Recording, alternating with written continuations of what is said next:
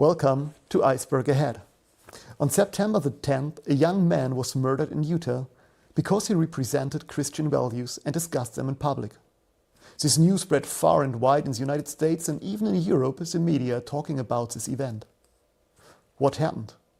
Who was Charlie Kirk and what is currently happening in the United States? I have invited the well-known speaker, Pastor Dr. Conrad Vine, to discuss this, and I would like to thank you very much for taking your time to discuss this topic and help us to understand what's happening right now in the United States.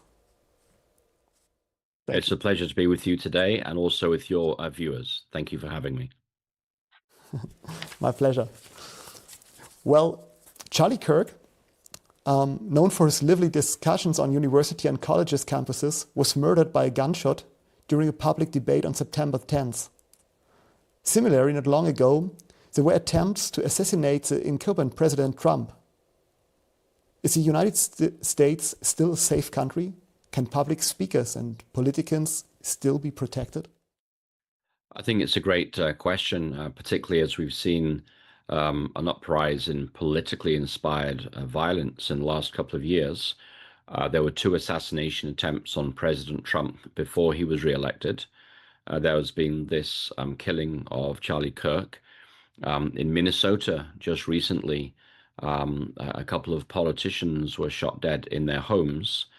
And so there seems to have been a recent rise in politically inspired violence. I would say this to those watching, that you can come to America and you can raise a family here and live a perfectly normal life. And other than on a police officer, never see a gun in your entire life. And these killings seem to be targeted at political leaders, but you can live a normal, regular life here in America without a significant fear of gun violence. There are parts of the country that are plagued by gun violence, for instance, the south side of Chicago, where you have a lot of gangs fighting for control of the drug trade. But outside of those areas, America is in many ways a peaceful country. But politicians are becoming targets, and they're becoming targets because there is an ideological polarization taking place. In the 1970s and 80s and 90s, the era of President George Bush Sr. and President Bill Clinton, the Republicans and the Democrats, they disagreed on a policy level, but their basic worldview was the same. And they believed in America and in our Constitution and Bill of Rights and Declaration of Independence. But what's happened in America from the time of President Obama onwards is we now have 2 different worldviews in our political world. We have the traditional American view, the patriotic and nationalist view, and then we have the critical theory inspired view of America, which is that America is fundamentally evil. Its original sin at birth was the sin of slavery. You find that in the 1619 Project from critical race theory. And therefore, what needs to happen is America needs to be burnt to the ground and a whole new state created, a state where our rights are given us by the state. They're not inalienable rights from God as listed in the Declaration of Independence. And we have a Marxist state and an atheist state. And so what we're seeing in America is political polarization with 2 fundamentally incompatible worldviews. And societies have gone through these in different times in the past. You know, in Russia, after the Bolshevik Revolution of 1917, there was a civil war between the whites and the reds, between those who supported the old imperial system and those who supported the Bolsheviks. And so when you have this kind of ideological polarization in a society, as we have in America today, it is not surprising that some people are going to take to violence to kill off their opponents. And that is tragically what we saw with the murder of Charlie Kirk just a few days ago. Mm-hmm. I mean, we see this in Europe as well, with a lot of violence ongoing these days. But for us, it was always so that the United States are a pretty safe country, the country that stays for freedom. The people can live peacefully together. And in Europe, of course, I know because of our political movements, it becomes more violent day by day here. with a lot of murder ongoing, these things. Well, it's an interesting point you raised there because Alexander Solzhenitsyn, one of the greatest thinkers of the 20th century, he saw the evil in the heart of the Soviet Union. And he wrote about this and he said that it is ideology which gives evildoers their necessary justification.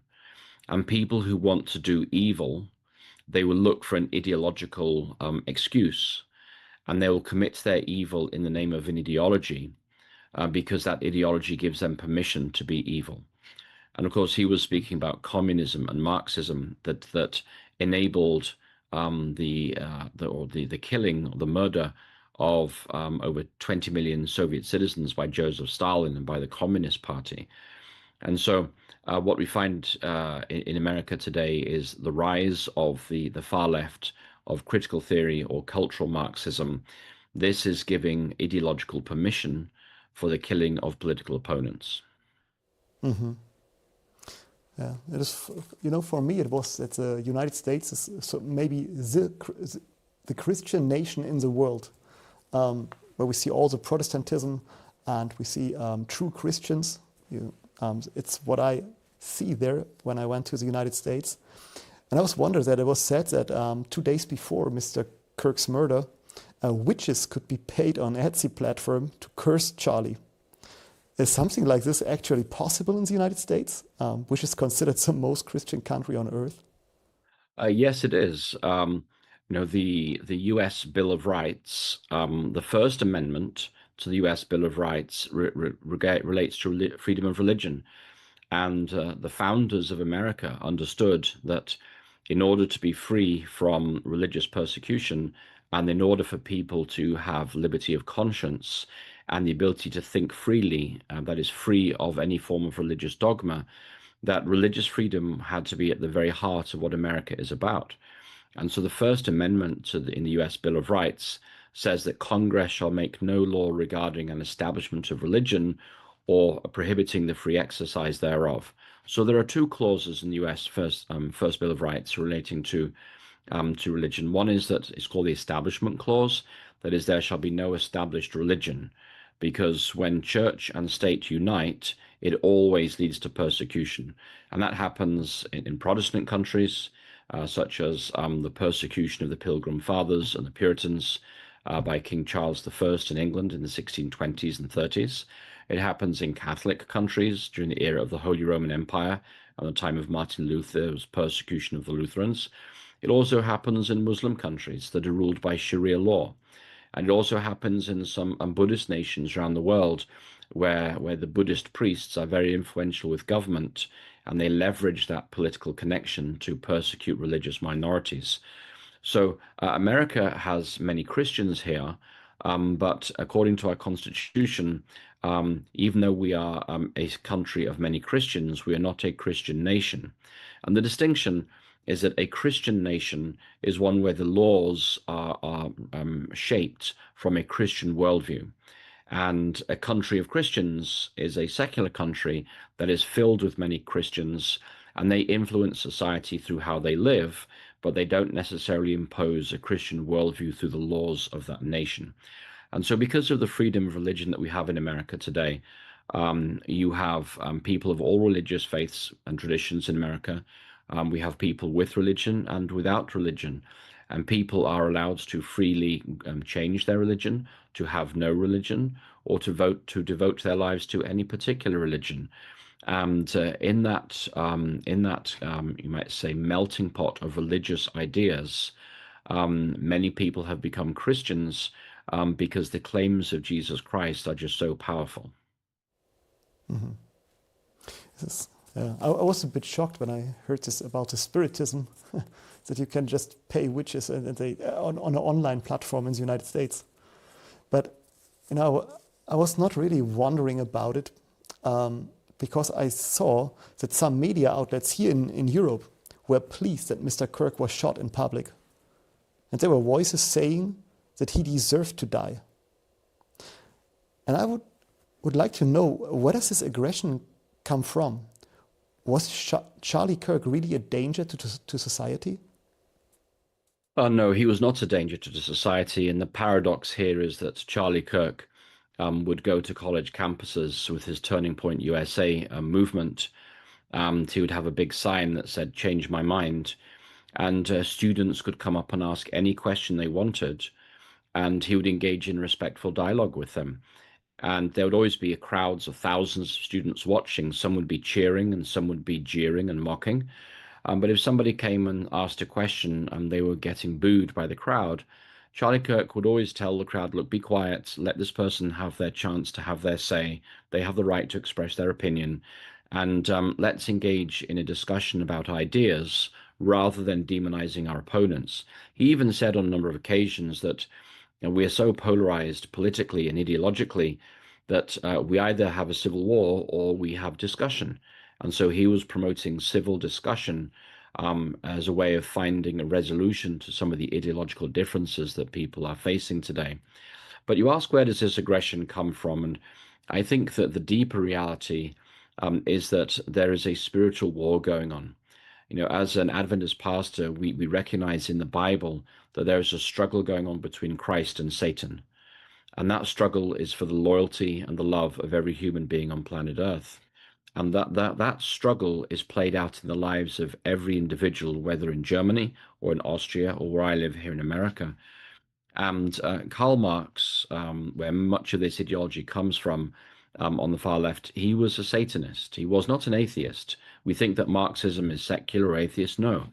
Marxism is based on a hatred of Jesus Christ.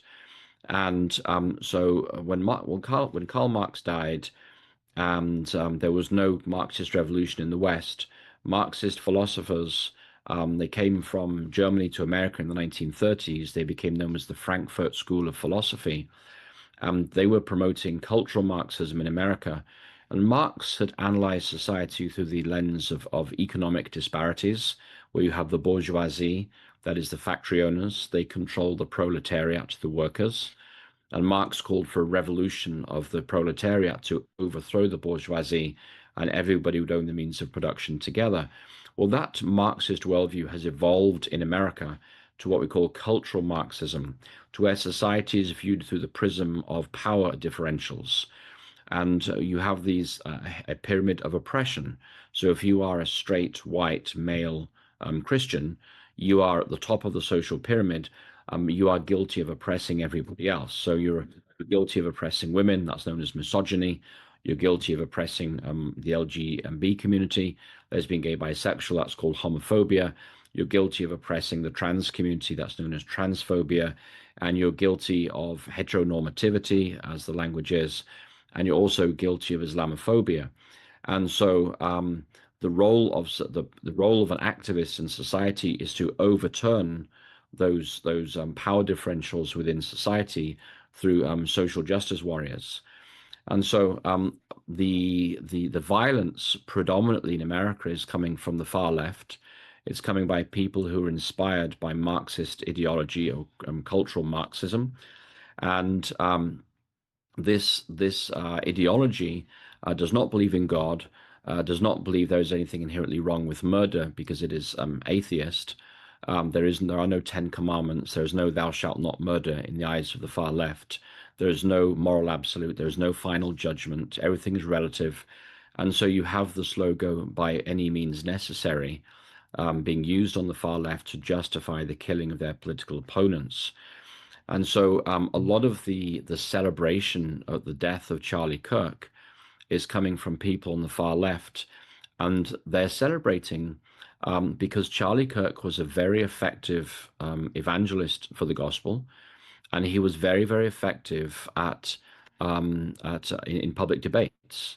And people would come into these public debates, whether it would be in Oxford, in the student union in Oxford, or on public college sector campuses in America, and they would ask these kind of gotcha questions, trying to make him look like he was uneducated, and he always had a good answer. And he was wanting people to deal in reality and facts. And in particular, he annoyed the LGBTQ community and perhaps the trans community more than anybody else. And so when he would ask people, what is a woman? And people could no longer define what is a woman. Somebody may say, "I'm a feminist and I fight for equal rights for women in society." His first question would be, "Well, what is a woman?" And the person couldn't answer that because ideologically they cannot answer it from a cultural Marxist perspective. And so he says, "So you're fighting for the rights of something you cannot define." And people would laugh at this. But he was killed because he was very effective at showing how detached from reality the far left ideologies have now become. And so he was silenced because he was effective, he was a compelling speaker, and he was leading many young people to Christ. And he wasn't just debating the far left, he was also promoting the gospel. And for Charlie Kirk was very much an evangelical in his Christian perspective. He believes that everybody needs a personal encounter with the Lord Jesus Christ in order to be saved, that we need to confess our sins and receive Jesus as our Lord and Savior, to accept that he died on Calvary in my place and for my sins, and we will receive the gift of salvation. And he was very effective at sharing the gospel on secular college campuses, and many young people were turning to Jesus Christ through his ministry.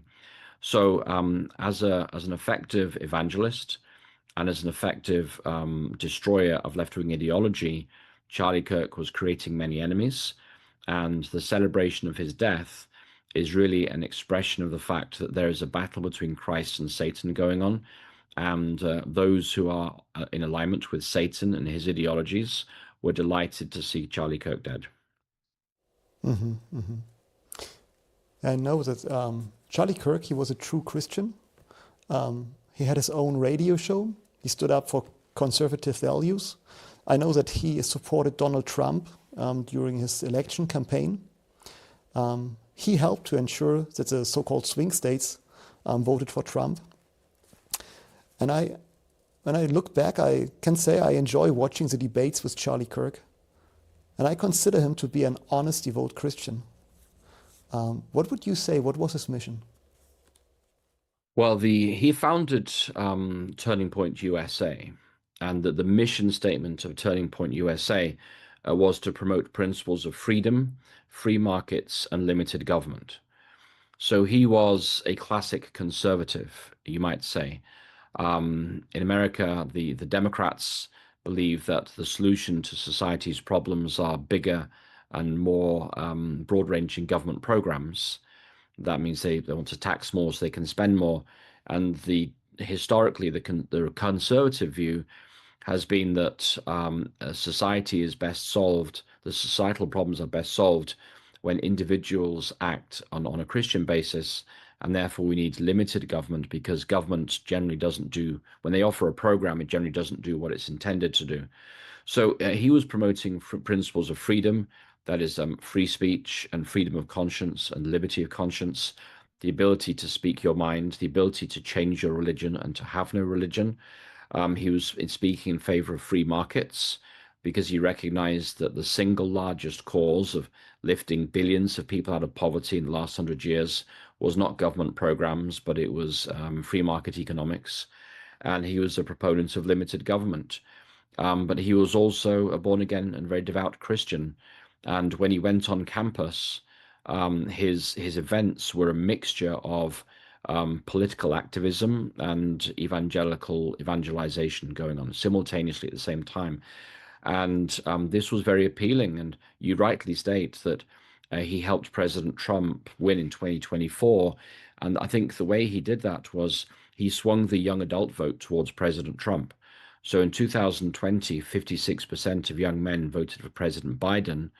And in 2024, 56% of men voted for President Trump. And for women, there was almost another, young women, a 10% swing from Biden to Trump. And that swing in the youth vote helped Trump win all of the swing states in the United States national election in November 2024. So he was very influential politically, and his podcasts, his clips on the internet were watched millions of times by young men in particular. And I think that he was very influential among young men because in some ways in America, we have a fatherhood crisis. We have very high levels of divorce. and young men growing up without knowing who their father really is. And so people such as Jordan Peterson and Charlie Kirk were offering a coherent biblical worldview for young men, helping them to understand where they are in society and what their role in society is. Um, uh, they were helping them, young men, to understand this because many young men, particularly college-age men, they have distant fathers or absent fathers. And so Charlie Kirk and Jordan Peterson in particular have been very influential in shaping the millennial young men and turning them from Marxism back to a more conservative outlook. Mm-hmm. Mm-hmm. Well, I know that some people here in Germany, also in the United States, they have compared already Charlie Kirk with Martin Luther King. Because they say they were people, they want peace and they want freedom. And they were acting, or they were, they were fighting for good things. So they compare these people, Charlie Kirk and Martin Luther King. Now, I don't know Martin Luther King that well that I can say it's comparable. But I know that Charlie Kirk, he leaves behind a young widow and 2 children. His wife Erica takes over now the leadership of Turning Point USA. What kind of organization is this? Is this an NGO or is this from the government? No, Turning Point USA is a private non-profit. It has, before Charlie Kirk's death, it had about 850 national chapters on college campuses across America. It was primarily aimed at young adults on college campuses. And so it had over 850 chapters, and one of its roles was to register people to vote. And so both right and left in America have big get out the vote campaigns. They want to register people to vote for the elections.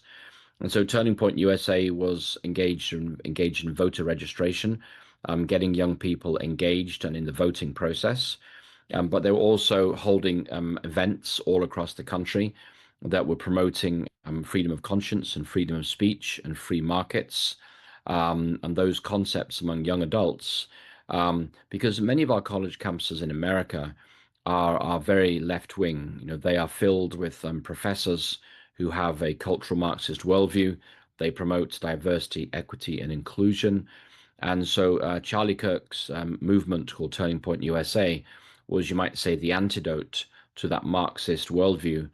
And he was promoting conservative values and Christian values on college campuses nationwide. And since his death, there have been, I think, over 18,000 requests on different college campuses all across America to open new Turning Point USA chapters. So the paradox is that in killing Charlie Kirk, I think that Charlie Kirk has become even more of an influential figure in American society and the principles for which he stood. And his social media accounts, I heard the other day that his Instagram page went from 2 million to 20 million followers after his death. And so people are now watching his videos and saying, well, this guy made sense.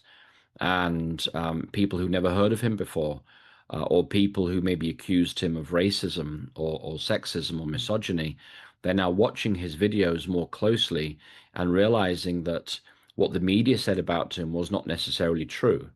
And while it is true that he said many provocative things, he always had a rationale for it. And generally, his rationale was quite sound. Mm-hmm, mm-hmm. I felt the same when I watched his debates. Now you spoke about these the movement in the university, on the campuses of the colleges. And they say that there's the LGBTQ agenda is very strong there. Even the I would call it neo-Marxism, maybe the new kind of Marxism that went through the US, and we'll see at the colleges there. May I ask you, how strong is this counter movement against Charlie's message in the United States? Is this organized? Yeah, it's a great question. So, just some historical background. President Obama was the one who really promoted critical theory and LGBTQ rights. It was under President Obama in 2015 that same-sex marriage was recognized as a constitutional right by the US Supreme Court. And in 2016, President Obama sent out a letter to every public school in America called the Dear Colleagues letter, that's what it's known as, in which he stated that the US government was now going to treat gender the same as sex. Now, under the US Civil Rights Act, Title IX, which was voted into law to protect biological women in sports, so that women in college could have female sports, and they wouldn't have to play against the men. President Obama said that from that moment on, 2016, that gender identity would be considered the same as biological sex. So President Obama was pushing the transgender movement very, very hard from 2016 onwards, and the trans lobby became one of the most powerful lobbies in America during Obama's last months in office. And then when President Trump was elected in 2024, the trans movement was extremely powerful up until November 2024, and President Biden had supported it and promoted it, and we were having drag queen shows in schools, and Pride Awareness Month and Transgender Awareness Day and all kinds of things. And when President Trump was elected in November 2024, there was a massive cultural shift in America, and it happened almost overnight. And President Trump said that biological males should not be allowed in female sports, and biological males should not be allowed into female changing rooms. And so there was a profound cultural shift when President Trump came to office. And since President Trump came to office, the federal government only recognizes two sexes, male and female, and their corresponding genders, man and woman. And the federal government doesn't recognize any of the other genders of the transgender movement. And there's been a huge political push by President Trump to reduce the power of the transgender lobby and movement. And so since President Trump has been in office, the transgender movement and the hard left, the far left, have been, they've lost a lot of their power. It's a huge loss of power. And society is rejecting much of what they say. And so there's a swing, a cultural swing in America taking place right now. And it's a bit like, as you say, the death of Martin Luther King, because we can look back now at Dr. Martin Luther King's death in 1968 it was, and we can say that his death did change America. The idea that a child should be judged not by the color of her skin, but by the content of her character. That basic principle of Martin Luther King Jr. Took a deep root in the American psyche. And his death was a turning point that really helped bring the Civil Rights Act to fruition, with the Fair Housing Act and the Civil Rights Act and the Fair Voting Act. Those were three major legislations that came through in the late 1960s that were a result of the civil rights movement. And so at the moment in America, we are in a moment of cultural change. And just as when Martin Luther King died, everybody realized society was changing, but nobody quite knew where it was going to go. We're in that moment today. And maybe in 10 years' time, we can sit down and we can say, okay, this is what happened after the death of Charlie Kirk. But at the moment, we're still living through that change. And it's unclear exactly where that change is going to go. What we can say so far is that there has been a massive rejection of the hard left. There is a turn towards a form of evangelical Christianity. The churches have been filled across America since Charlie Kirk's death. Young men in particular are returning to churches in numbers not seen for many years. And so there is a cultural shift going on. And President Trump politically has declared Antifa, which was the anti-fascist group. I think they had their roots in Germany, actually, many years ago. He has declared them to be a terrorist organization because they engage in violence on a regular basis and they beat up their opponents in the streets. That's in a few parts of the country, like in Portland. And so he's declared them to be a terrorist organization. So we're in the midst of a cultural shift and a very big change right now in America. And you may say it's a rejection of the radical left, it's a rejection of critical theory, it's a rejection of the trans ideology, and it's a turning to something, and that something has certain components. There's an evangelical Christian component, There is a nationalist component that is a Trump politics. Um, and so we still have to see where that leads. You know, as an Adventist pastor, we know that America's end time role is to be a persecutor of those who are faithful to the law of God, which includes the seventh day Sabbath. And Charlie Kirk, paradoxically, had studied his way in the Bible till he came to the conclusion that the Sabbath is not, as some people say, the Jewish Sabbath. The Sabbath is God's blessing to all of humanity. And so we know as an Adventists, as an Adventist pastor, our understanding of Revelation chapters 12, 13, and 14, that at the end of time, the religious right, the Christian conservatives will look to link hands with the state and to impose their version of Christian morality on society. And in America, we call that Project 2025, which is the goal to impose Christian laws on the American society. That's not happened yet, and it probably won't happen under President Trump, but it may well happen under his successor, which will be President J.D. Vance, if he's elected, because he is a very devout Catholic, very strong believer in Sunday worship, and he may well bring in those Sunday laws at the end of time and coercion of worship. So there's a lot of things happening right now, and America is going through a profound cultural shift, and and that cultural shift is not happening in Europe just yet. And Europeans may look on America and say, "Hey, what's going on? You're all becoming Christian again."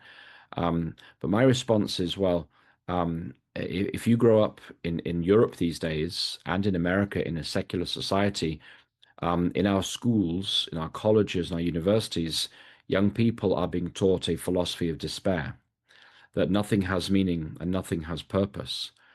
And because nothing has meaning and nothing has purpose, people seek meaning in identity politics, and they fight for their group in order to find meaning and purpose in life.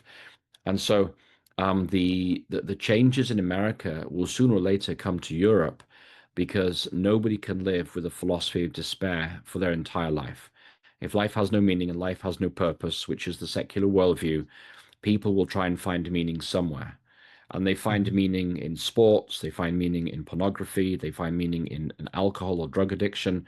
Those are means to medicate the existential pain that the philosophy of despair has caused across the West through the teachings of our schools. And so we are in a cultural moment. We're not quite sure exactly where this is going to go in the next 3 to 5 years. But I would say that America is changing, and sooner or later Europe will change, because people cannot live with despair and meaninglessness forever. Something has to change. It's very interesting that you say it like this. I think we have a huge problem here in Europe as well as in the United States, that we have to check and to prove things if they are right or if they are wrong. Because, for example, you speak about the Antifa. The Antifa movement, they call themselves anti-fascists, but in their core, they are fascists.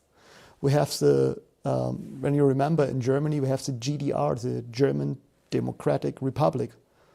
They call themselves democratic, but they are not. It's Marxism.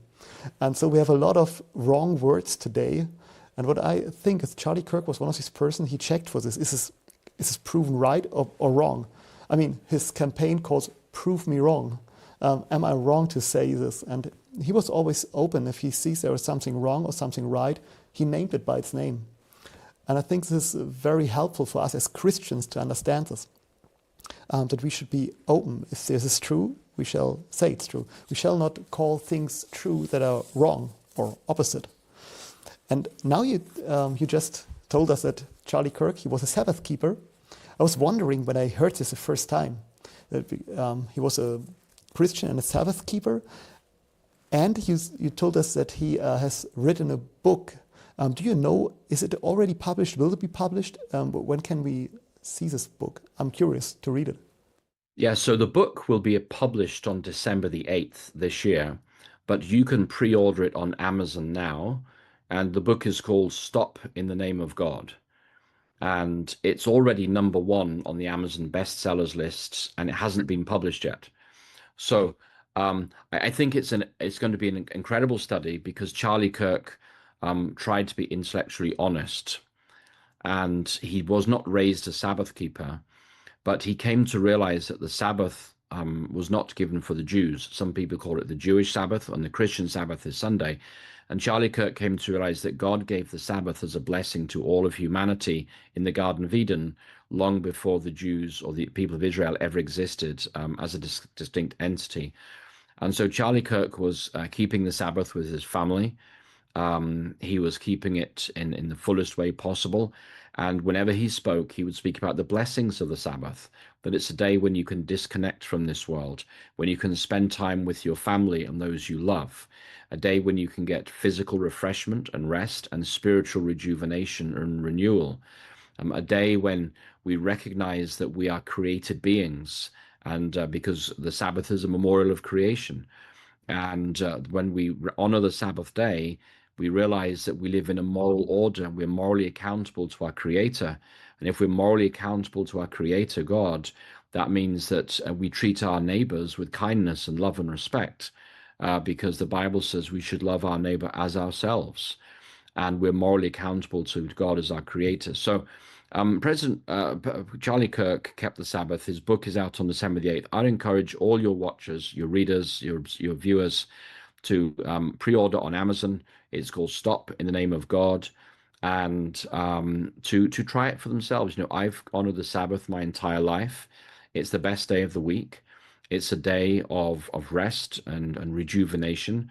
It's a day to just pause from the cycle of consumerism and to realize what is really important in life. And what is really important in life are the human relationships that we treasure. Nobody on their deathbed says, I wish I'd spent more time in the office. I've sat next to many people on their deathbeds, and what they want more than anything else is reconciliation with their children. They want forgiveness from their spouse. They want to die with a sense of peace. And the Sabbath is God's means for bringing us time with Him and time with our loved ones. And Jesus modeled for us how to keep the Sabbath. He said it is lawful to do good on the Sabbath. And by that, he meant the Sabbath is a day to bless your community, to visit the sick, to pray for the discouraged, to lend a helping hand to somebody who's in trouble. And if we all were to honor the Sabbath as Jesus modeled for us, society would be a far better place. So I'd encourage your viewers. The book is called Stop in the Name of God. You can pre-order it on Amazon, but it won't be published till December the 8th. Thank you very much. I'm curious to read it, especially about the Sabbath topics from Charlie Kirk. I know that some speakers, also on Adventist speakers and pastors, they invited him for interviews, but this will happen, of course, not anymore. But maybe I will find some answers in his books about his beliefs. Now, many prominent speakers attended Charlie's funeral a few days ago. Erica Kirk's words brought tears to my eyes, but Donald Trump, J.D. Vance, Tucker Carlson, and many other speakers also praised young Charlie Kirk for his service and his message. Many called him a martyr, and the president himself posthumously awarded Charlie Kirk the Medal of Freedom. Well, I know that the Medal of Freedom was only given very rare, for example, to Desmond Doss or people like this. What does this award mean? Who gets the Medal of Freedom? So the U.S. Presidential Medal of Freedom is the highest civilian award that can be given in the United States. It's given to people who make a significant contribution either to world peace, to U.S. security, or to cultural or other significant endeavors. So some of the recipients in the past would include Mother Teresa and also Rosa Parks, who was an icon in the civil rights movement. And so the U.S. Presidential Medal of Freedom is not given out very often, but is given out to people who make a profound and positive contribution to American society, a contribution that will go long beyond their death. And so when President Trump announced the giving of the Presidential Medal of Freedom to Charlie Kirk, he was recognizing that Charlie Kirk's legacy will live on for many, many years after his death, and that it is a positive contribution to American society. And his upholding of free speech and free dialogue, and his insistence that we need to talk with each other rather than fight with each other, These are all principles that we want to uphold in the United States. So I think it's significant that he has the Presidential Medal of Freedom. I'm sure that many buildings are going to be named after Charlie Kirk in America in the future, and only time will tell whether he'll be looked back on and revered as Martin Luther King is today. Time will tell on that. But I think the fact that 100 million people watched his funeral, and there were hundreds of thousands in Arizona there for the funeral, it tells us that Charlie Kirk made a huge impression, not just in America, but all around the world. And there were Charlie Kirk memorials in Britain. Over 1 million people marched in London last weekend to honor his life. There were protests at his death in parts of Africa, in Japan and Southeast Asia. And his message, it wasn't just a message for Americans. It was a message for all peoples that we need to have free speech, we need to have free inquiry, there needs to be respectful dialogue, and that we should try and solve our social difficulties and differentials and polarizations, not through violence, but through respectful dialogue. And I think that was a message that resonated with a lot of people worldwide. So if the Medal of Freedom is a civil award, so I guess Desmond Dossen might have get something else. But it's interesting that this is the highest civil award that you can receive in the United States. Yes, in the military you have the Medal of Honor, which is that's like the British Victoria Cross. That's the highest military medal for courage and valor on the battlefield. But for the U.S. Presidential Medal of Freedom, that doesn't get given out very often. Norman Borlaug received it. He was the agronomist who saved tens of millions of lives in the 1960s through the Green Revolution, and his work on cutting out diseases in wheat and fungus on wheat, and so that wheat crops could grow worldwide.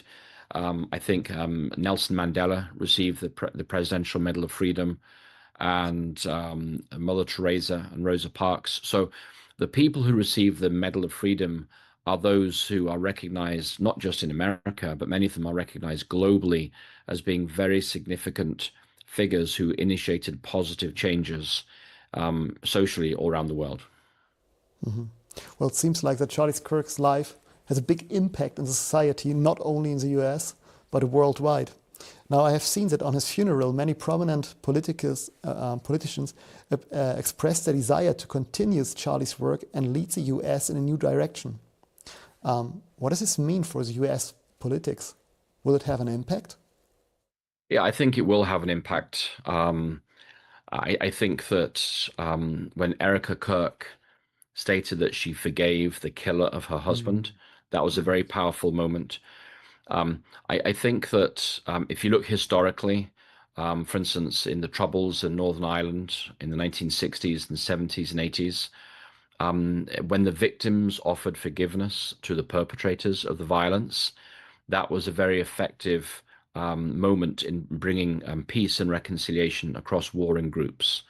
I remember there was a bombing in Armagh, and a father lost his young child, and he forgave the killers live on the BBC, and it was a very, very powerful moment. And we also see this in the writings of Nelson Mandela, and the Peace and Reconciliation Commission in South Africa was a very effective way of recognizing the pain and seeking to avoid vengeance and bloodshed in exchange. And so in America, we've had some instances where a white racist would go into an African American church and kill people because they were African American. And whenever we have those events happen, the family have often offered forgiveness to the killer. And that offering of forgiveness is taking the moral high ground, and it breaks the cycle of violence, and it calls us all to be more reflective and to seek a better way of living, a Christian way of living in society. So the offering of forgiveness to a killer in a public way like that, it takes the sting out of the situation. It reduces the cries for vengeance and for vindictiveness.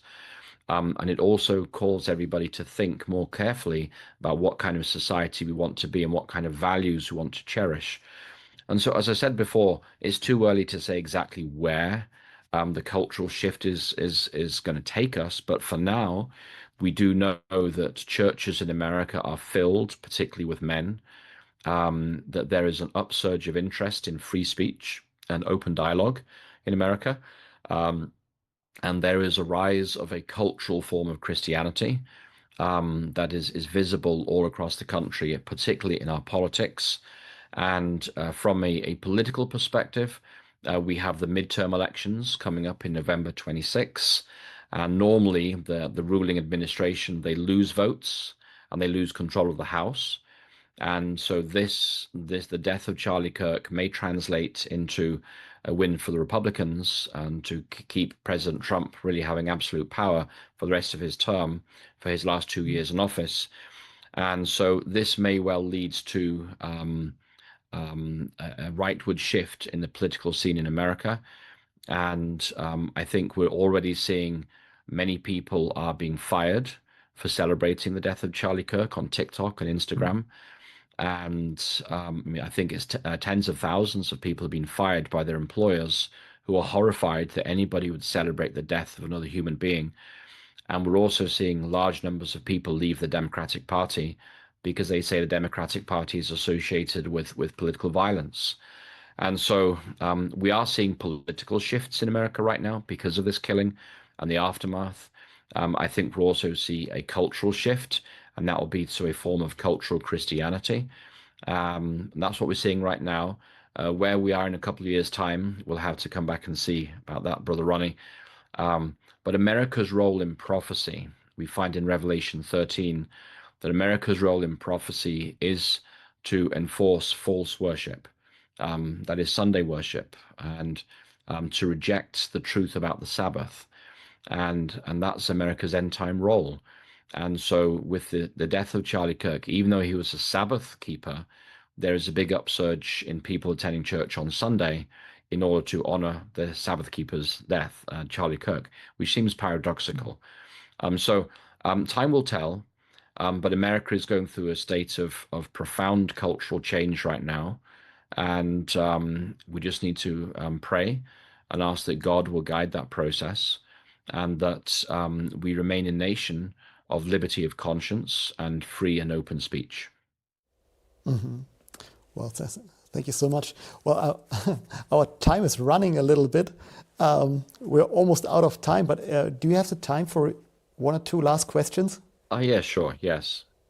Yeah, I just, I just would like to know, Ellen White, she describes how the religious right will pressure the government to push through religious laws in the United States.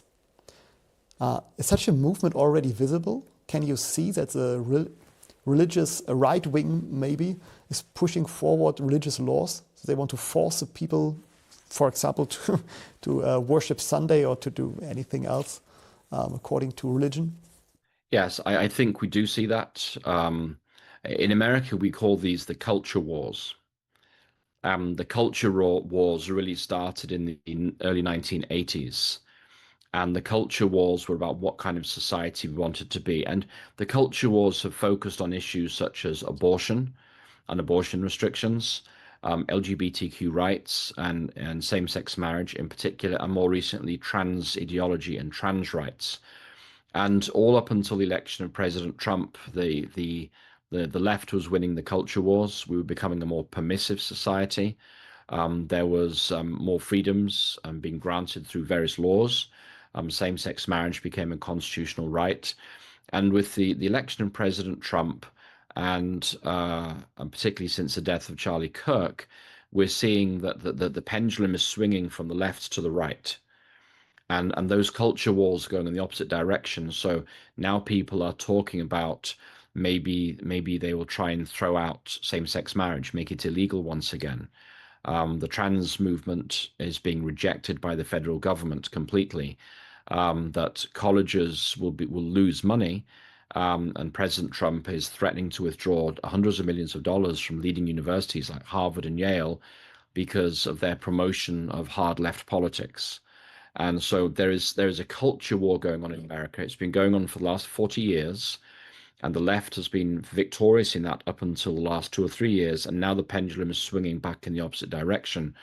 And during Charlie Kirk's funeral, there was one speaker called Stephen Miller. He's a senior advisor to President Trump. And he said there, he said, you have no idea what kind of dragon you've woken up. And for students of Bible prophecy, we know that there is a dragon mentioned in Bible prophecy. It's in Revelation chapter 12, verses 7 onwards. And that dragon represents Satan. And Satan works through earthly powers, in particular the papacy and the United States of America, to impose false worship. So when we have a senior advisor to President Trump saying you have no idea what kind of dragon you have awakened, this is clearly biblical language, and it's language that points us to the final conflict between good and evil, where America will no longer be a bastion of free speech and liberty of conscience, but America will be the opponent of free speech and liberty of conscience. So from a prophetic perspective, we see things moving towards what the Bible teaches about end times. And I would encourage your viewers, there's a really, really good book on this topic. It's called The Great Controversy. I'm not sure what it's called in German, but I would encourage all of your viewers to watch The Great Controversy to have a detailed understanding prophetically of the role of America in the end times as a persecutor of those who are faithful to God. So, thank you so much, Pastor Conrad Vine. This is, I'm very thankful to listen to you and to give us advice and to help us to find where we stay in time today and what is happening, what is right now ongoing. It's very helpful for me to understand what's happening in the United States nowadays. Well, I know that you're very busy, and I know that you will write sermons soon after we will close this talk here. I know that you're a church elder, you're a pastor, and you have your own ministry. Well, may I ask you, if people want to see more of you, want to see your sermons, want to see your topics, where can they find you in the internet? Okay, so thank you very much. Yes, I have a preaching ministry. It's called As a Needle to the Pole, and the website is AN, then the number 2, then P. That's short for As Needle to the Pole. So an2p.org, O-R-G. And you can follow me there, and people can make a donation online. And on YouTube, my hashtag is just @ConradVine. And so if they go to youtube.com and then they type in @ConradVine, you'll see my YouTube channel, which is Dr. Conrad Vine. And I have videos in about 10 languages there. And I even have a German language channel as well. So some of my sermons are in German, and they are AI versions of my English. It may look like I speak perfect German, my dear friend, but actually it's just AI that's doing the translation for me.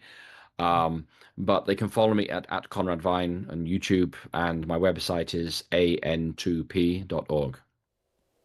Well, thank you so much, Pastor Conrad Vine. It was a pleasure to have you here. It was very interesting to listen to you. And thank you for giving us guidance and also for giving us understanding about what's happening right now in the United States and what about the death of Charlie Kirk. Thank you. And to all of you, thank you for being with us. And thank you that you could watch with us this very interesting topic. God bless you, and see you next time. Bye-bye.